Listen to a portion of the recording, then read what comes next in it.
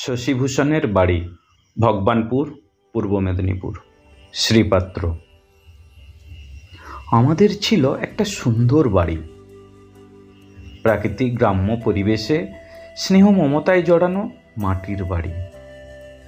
দক্ষিণমুখ শান্তির নীড় ছিল খড়ের ছাওয়া। চৌহদ্দির উত্তরে ছিল খাল, পূর্ব পশ্চিমে নালা ও দক্ষিণে সুদূর বিস্তৃত মাঠ। গাছপালা ভর্তি এই বাস্তুর দক্ষিণে দুটি পুকুর। মাটির রাস্তা থেকে বাঁশের সাঁকো পেরিয়ে বাড়িতে যেতে হতো। দোতলা বাড়ির দক্ষিণ পশ্চিম কোণে ছিল তুলসী মঞ্চ, দক্ষিণ পূর্বে ছিল সপেতা গাছ। প্রতিদিন উষায় গোবর জলের ছড়া দেওয়া হতো বাড়ির চারিদিকে। গোবর মাটি দিয়ে নিকানো হতো বাড়ির উঠোন। সূর্যোদয়ের আগে শাঁখ বাজিয়ে বাড়ির সবাইকে ঘুম থেকে জাগিয়ে তোলা হতো। তুলসী মঞ্চে প্রত্যহ সন্ধ্যায় প্রদীপ জ্বালিয়ে সন্ধ্যা দেওয়া হতো, শাঁখ কংসাল বাজত। লক্ষ্মীবারে বা বিভিন্ন তিথিতে লক্ষ্মী পাঁচালী, রামায়ণ প্রভৃতি পড়া হতো। মনোমুগ্ধ হয়ে সেগুলো শুনতাম, হারিয়ে যেতাম কল্পলোকে। বাইরে থেকে এলে পুকুরের জলে পা না ধুয়ে শান্তির নীড়ে প্রবেশ করা যেত না, তাহলে জুটত বকুনি। মাটির খাড়া সিঁড়ির উত্তর ও দক্ষিণে ছিল দুটি ঘর। তিন দিকে ছিল চালা দর ও উত্তর দিকে রান্নাশাল। মাটির হাঁড়ি, খাপড়ি, কাঁসার ঘটি, থালা বাটি প্রভৃতি ব্যবহার করা হতো গৃহস্থালির কাজে। রাতে খাওয়ার পর ভাতে জল ঢেলে পান্তা রাখা হতো এবং খড়ের শিকায় মাটির হাঁড়িতে তা ঝুলিয়ে রাখা হতো। মাটির কলসিতে আনা হতো পানীয় জল। হেঁসাতির চাঁটি, মাদুর, কাপড়ের বালিশ, সুতোর মশারি প্রভৃতি ব্যবহার হতো ঘুমানোর সময়। শৈশবে রাতে ঘুমাতাম দক্ষিণ দিকের খোলা দরে, একসঙ্গে ভাই, বোন, ঠাকুমা সবাই। যৌথ সংসারে এই বাড়িতে একসঙ্গে প্রায় 17 জন মানুষ আমরা বসবাস করতাম। থাকতো প্রায় 10-12টি গরু ও 1টি বা 2টি বিড়াল। বাড়িটার উত্তর পশ্চিম দিকে হাবল গাছের তলায় বসত আমাদের যাত্রার আসর। খালপাড়ে হাবল পাতার বাঁশি বাজিয়ে বাজত কনসার্ট। বাতার ধনুক কাঁধে ঝুলিয়ে সাজতাম রাজা। বাড়ির বড়রা বিরক্ত হলে তাড়া করতো লাঠি নিয়ে, আর আমরা ছুটে পালাতাম অনেক দূরে। তারপর আবার ফিরে আসতাম চুপি চুপি।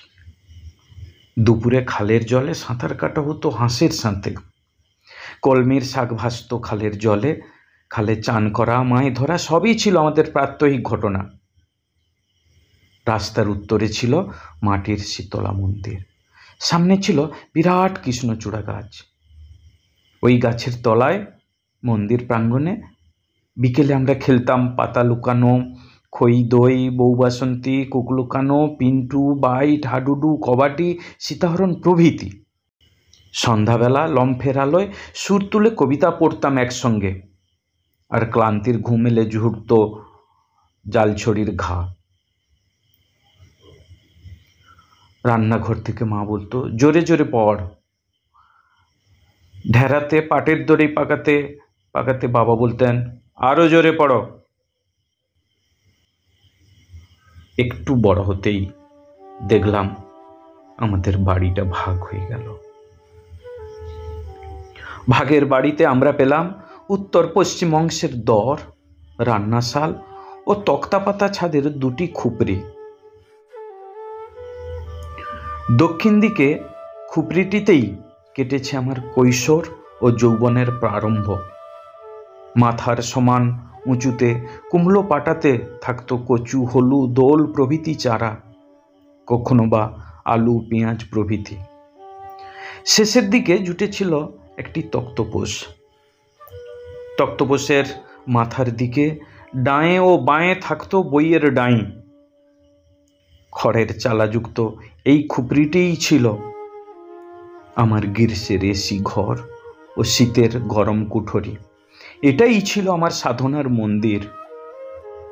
2008 সালে কেলেঘাই নদীর জলে ভয়ঙ্কর বন্যায় ভেঙে গেল সেই স্বাচ্ছন্দ্যহীন মাটির শান্তিনীড়। সেই সময় কেটেছে কিছুদিন নারকেল গাছে বাঁশের মাচায়। এরপর এসেছে বৈপ্লবিক পরিবর্তন। মাটির বাড়ি ভেঙে গড়ে উঠেছে ইটের তৈরি সুখের স্তূপ, নিউক্লিয়ার ফ্যামিলি। মন খারাপের দেশে আজও টানে সেই শান্তির নীড়, বাঁধা পড়তে চায় একসাথে পুতির মালার মতো।